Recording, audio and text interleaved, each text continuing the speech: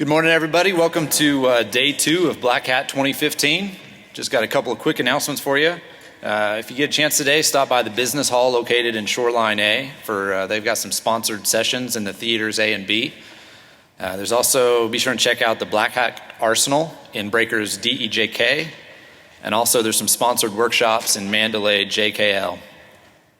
You're currently in Mandalay Bay GH for the session TrustKit Code Injection on iOS 8 for the greater good with our speakers Alban Diquet, Eric Castro, and Angela Chow. Thanks. Hi everyone, thanks for coming this early at our presentation about something we're very excited to release called TrustKit. So my name is Alban, and with Eric here, together we are working at this company called Data Theorem, where we've built a tool to automatically find security and privacy issues in mobile applications. And Angela here is part of the security team at Yahoo. And so today we're releasing a new library for iOS and OS 10 apps called TrustKit. So first we're going to kind of describe what this is, why you may want to use it in your apps, and then we'll kind of go into the details of how it actually works, why it's novel, why the implementation is interesting, and all the things, how it works and all the things that happens behind the scenes as you're using it. But first of all, TrustKit. So our goal initially, which sounds pretty simple, was to create an SSL Pinning library for iOS. And as we started working on that, we really wanted to make sure that that library was going to be usable in real apps with lots of users, strong requirements like battery life and performance. And overall make sure that this is something developers will be able to use and not some idea or proof of concept. And to get there, we had the opportunity to work with the Yahoo mobile and security teams.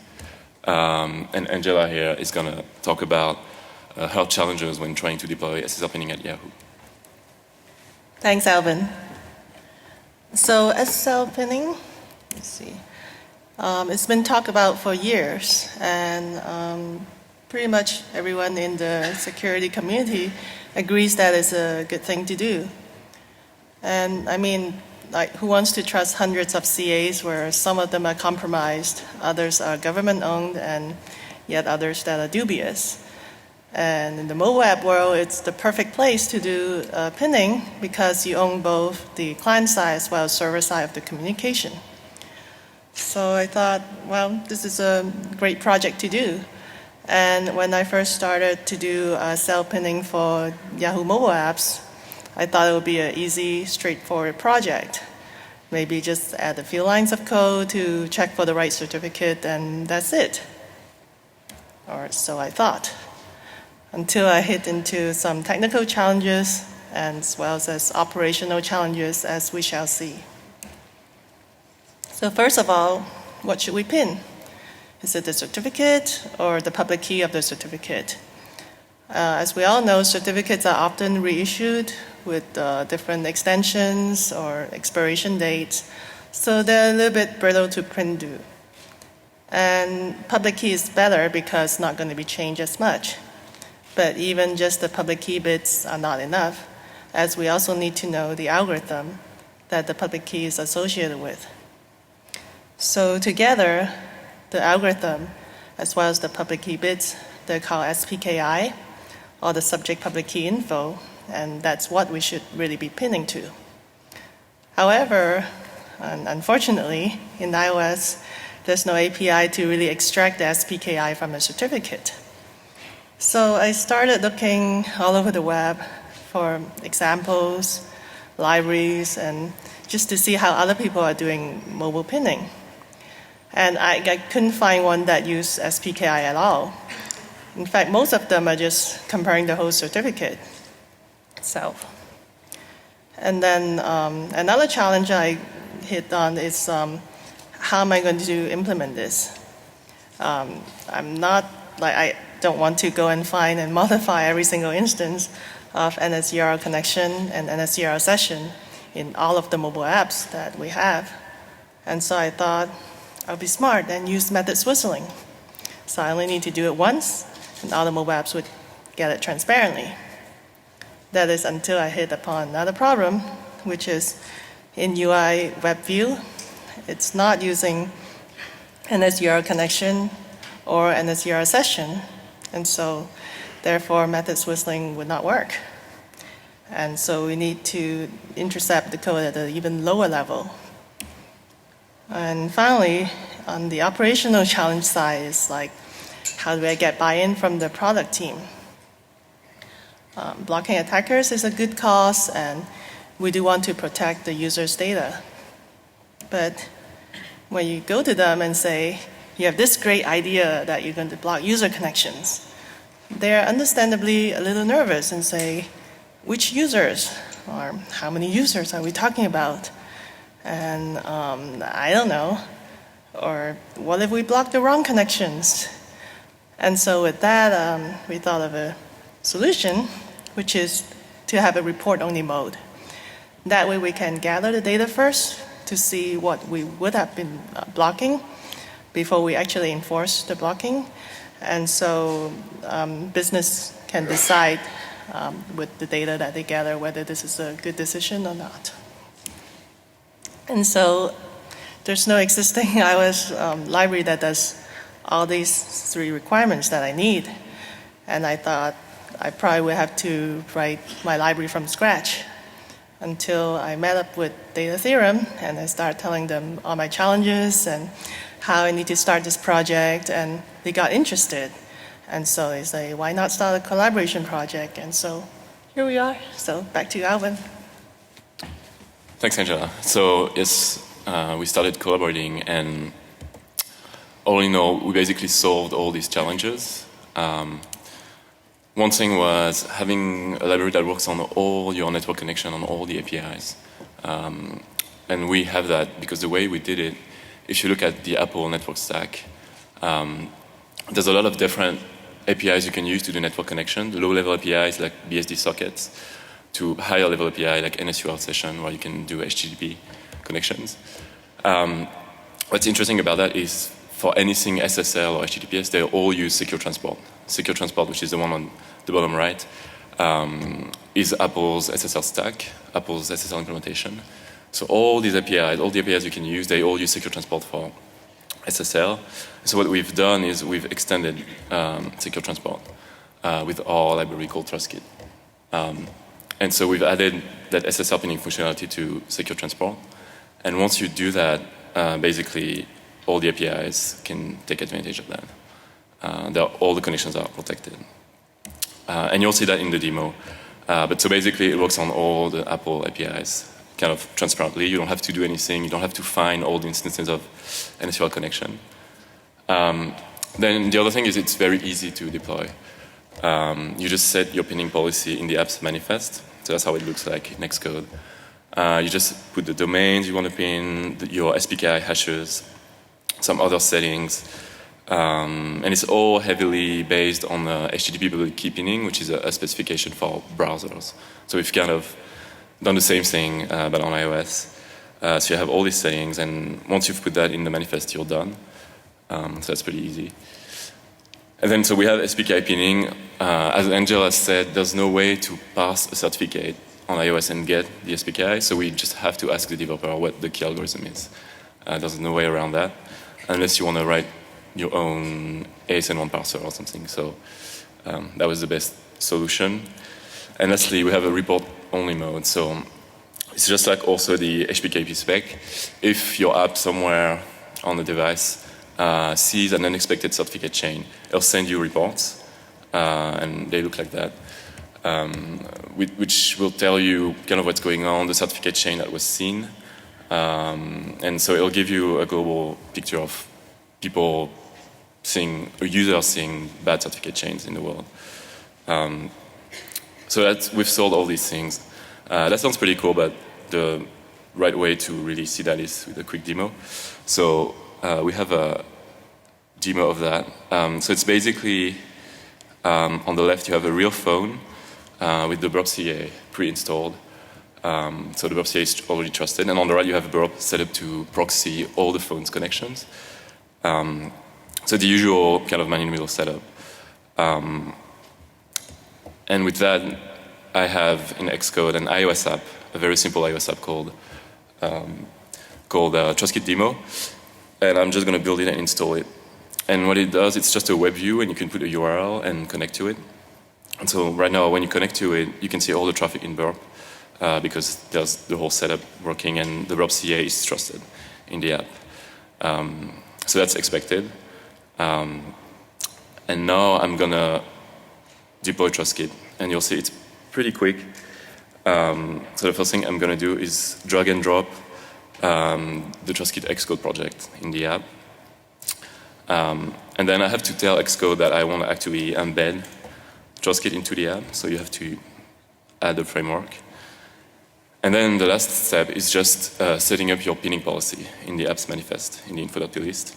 I've already set it up, so I have it. I'm just going to paste it into the manifest. And it all has to go under a key called TSK configuration. And inside that key, you can configure your pinning.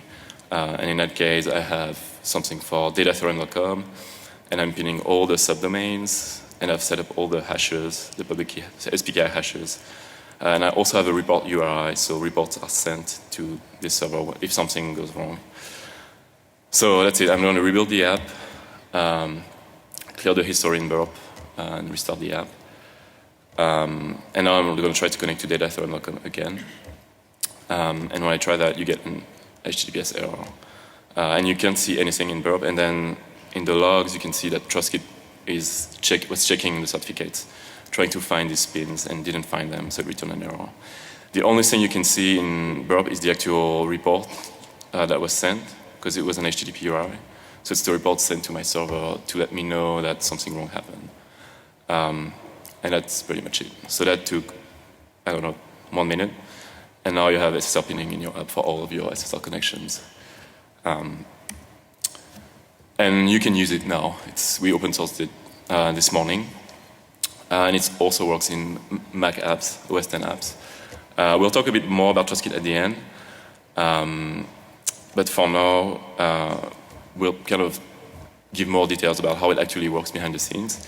And what's interesting about it is that we've used techniques that usually are used on jailbroken devices, because we're doing things like C function hooking, insecure transport, and other things. And the other thing that's interesting is it could be applied to other problems than SSL pinning. And to take a step back, how this whole idea started was that when iOS 8 was released, one change we noticed was that Apple started allowing dynamic libraries to be embedded in apps. And Eric and I have a lot of experience working on tools called CDI Substrate tweaks, which also are dynamic libraries to modify apps on a jailbroken device. So it's used to kind of customize your phone if it's jailbroken. And it's also used in security, where you have a lot of security tools that are based on CDI Substrate. I've worked on some of these, like SSL kill switch, tools to make it easy to reverse engineer apps and kind of try to understand how apps work. So we kind of made that connection where, okay, now dynamic libraries are allowed. So would we be able to use the same techniques, like CDI tweaks, on a non-jailbroken device in a normal app? And now Eric is going to talk about what it really means to have dynamic libraries in iOS 8. Thanks, Alban. Hi, everyone. So before iOS 8, the only way that applications interacted with dynamic libraries would be with those that were pre-installed in the system, like the Apple frameworks like UIKit or Core Foundation, a few Unix libraries like SQLite or zlib. So if we wanted to create our own libraries, the only thing that we could do would be static libraries. And this was enforced by the App Store review process, because at that time, Apple didn't really have a reason to allow dynamic libraries, because applications would consist of only one single executable. And because of the sandbox, there would be no way that applications could interact with other applications through shared code, through a dynamic library. But now that has changed in iOS 8, because Apple introduced app extensions, which allow developers to create functionality that is outside of the application context. So now you can create these things like widgets for notification center or custom keywords, Apple Watch extensions or photo filters, but none of these are part of the main executable. These are separate executables.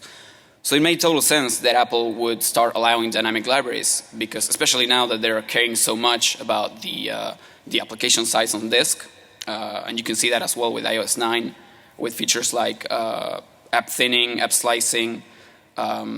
So dynamic libraries help reduce the application size when you have several executables. But we saw that it's not really necessary to implement an extension if we want to use a dynamic library in our project. So that's what we did with TrustKit. So you could see, if you saw in the demo, we just drag and drop our framework to our project, and what's happening behind the scenes is that so a dynamic library dependency is being created in the Mako binary that we're building. That's our app, and it's creating a load command structure. So if you've done some reverse engineering or security research in iOS or OS 10, you're probably familiar with the Mako file format, which is the one for iOS and OS 10. The executables have this layout. And so the executables are going to interact with the dynamic linker, which is called DLD, which is going to be responsible for loading our libraries at runtime. And then, because we're in a sandbox environment, Xcode is going to package our dynamic libraries within the apps bundle.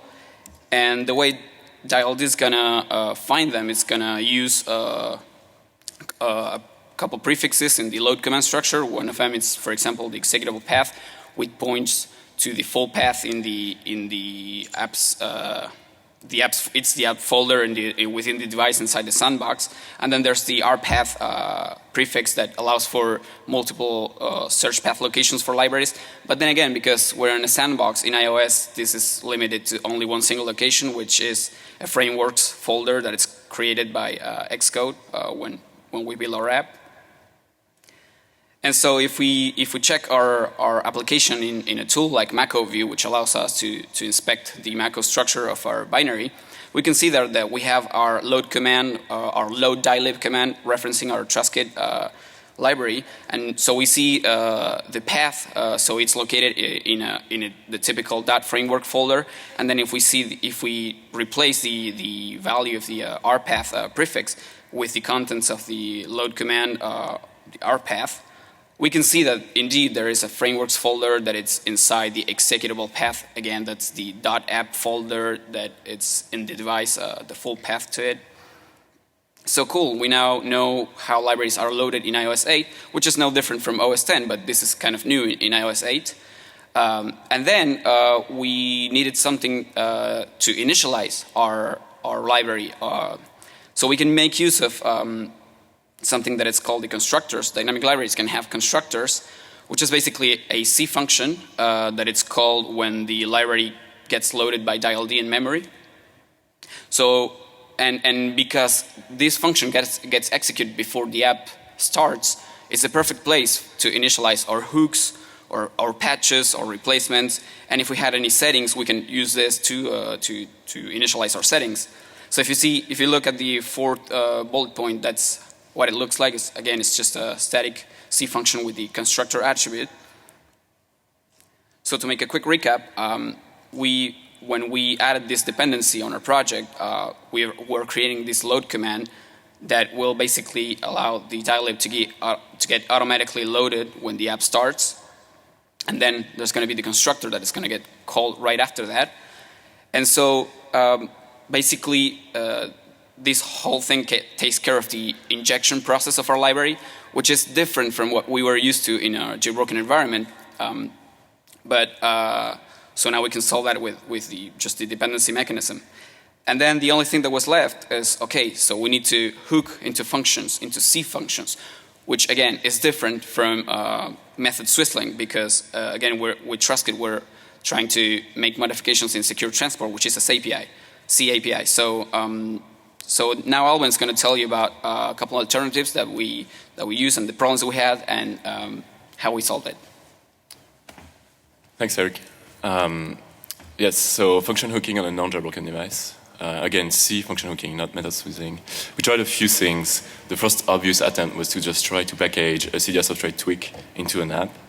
So I just used an existing twig that I've worked on called SSL kill switch. And so you kind of have to make some modifications, package it into the app, embed CDI substrate, code sign, the whole thing. There's some setup, but then you can get an app that's loading a twig. But once you try to start the app, you get a crash. You get a secure code signing. And if you look at the stack trace for the crash, it's at the very beginning of when the app tries to get started.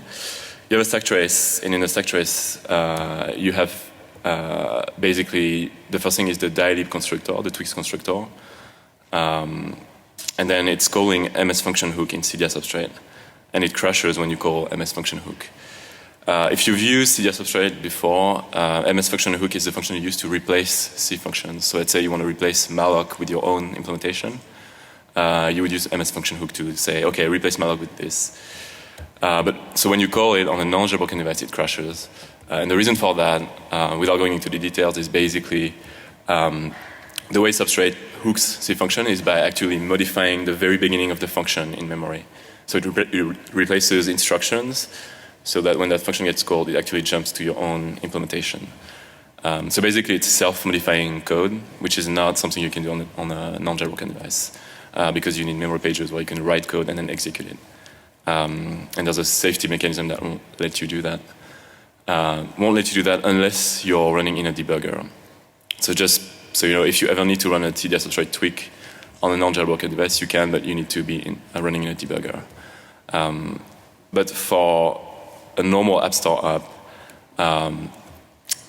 it's not going to run in a debugger. People downloading the app are not going to be running it in a debugger, so there's just no way. And that first attempt failed. There's no way to package a tweak into a normal App Store app.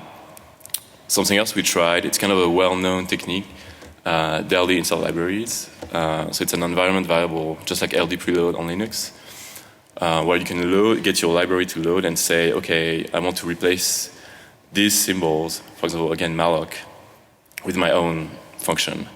So it's symbol rebinding. It only works with exported functions. So you cannot modify a function that's private to the app, that's inside the app. But any of the dependencies where there's like symbols, you can replace them with that technique. The problem with an environment variable, is that you cannot set an environment variable in an iOS app. You can in Xcode when you're testing your app, but again, people downloading your app on the App Store, there's no way you can set an environment variable. So basically, there's no way to use that either. And then the last attempt is that it turns out there have been some new libraries that were released that also do symbol rebinding, just like DLD install libraries, but at runtime. So it's dynamic symbol rebinding. There's one from Comex called Substitute. And Substitute does many different things.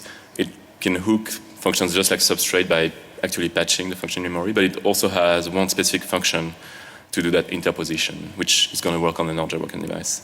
And the other one is from Facebook called Fishhook, and it's the same thing. And if you actually try to use these on a non-jailbroken device, it actually works. So you're able to modify, replace symbols, and make changes to the app. And so going back to TrustKit, now it's kind of the recap of how it really works. When you add TrustKit to your app in Xcode, it puts the dynamic library into the apps package, and then it adds a load command to your app, so that when the app starts, TrustKit is also loaded.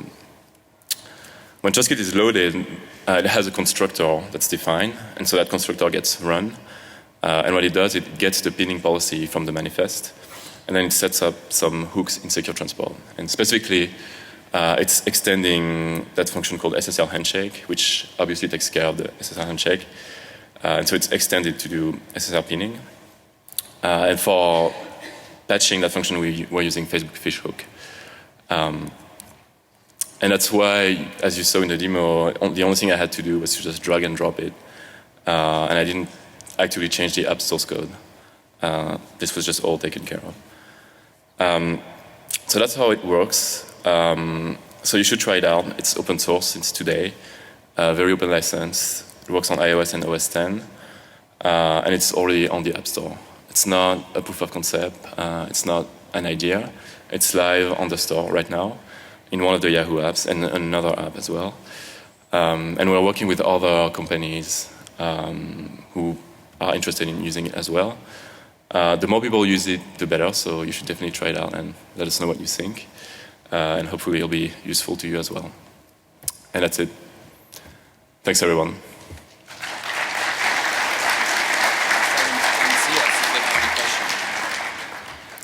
So we have like 20 seconds. I don't know if we have time for a question. But come talk to us at the end if you want to know more. That's fine. And since I have 15 seconds, there's one last thing.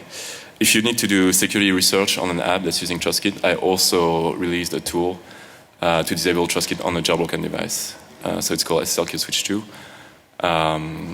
So don't spend days trying to bypass it. I've already done it. Again, it's on a jailbroken device, so it's not the threat model of SSL pinning. So that might be useful as well. All right. Thanks, everyone.